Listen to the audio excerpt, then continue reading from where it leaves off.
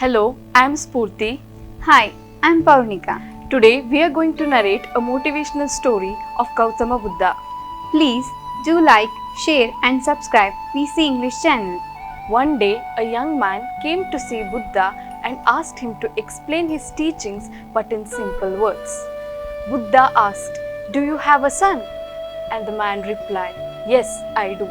Buddha again asked, "Do your brother have a son?" And the man answered, "Yes, they do."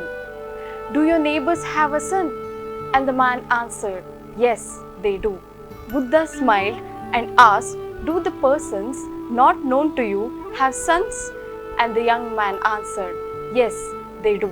Buddha again asked, "If your son dies, how sad will you feel?" And the man replied that he would feel incredibly sad and cannot bear the news. And he would feel that the world would collapse. "If your brother's son dies, how sad will you feel?" The man replied that he would feel sad, but not to that extent if his own son dies. Buddha again asked, "How will you feel if your neighbor's son dies?"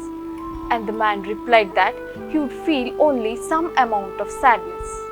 Buddha questioned again, "How sad will you feel if the son of a person not known to you dies?" And the man replied that he would not feel any sadness at all. Buddha asked, "The extent of the sadness is relative to your what?" After thinking for a moment, the young man replied that, "Sir, the level of sadness is relative to the extent to which I hold the sadness is me or mine."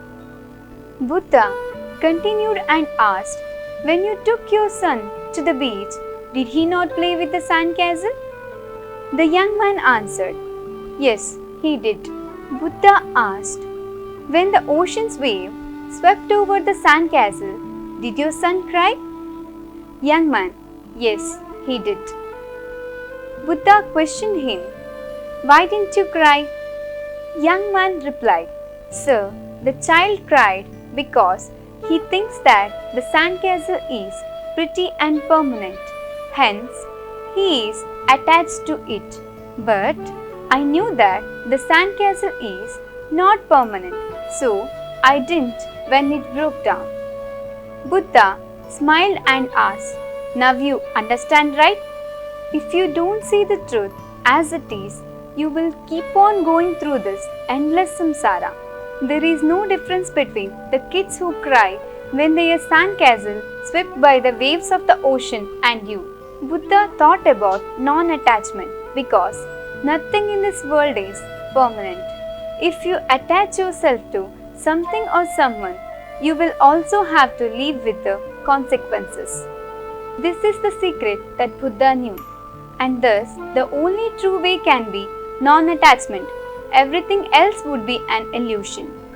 What you make out of your illusion is merely up to you and the way you see your life and life in itself. Thank you.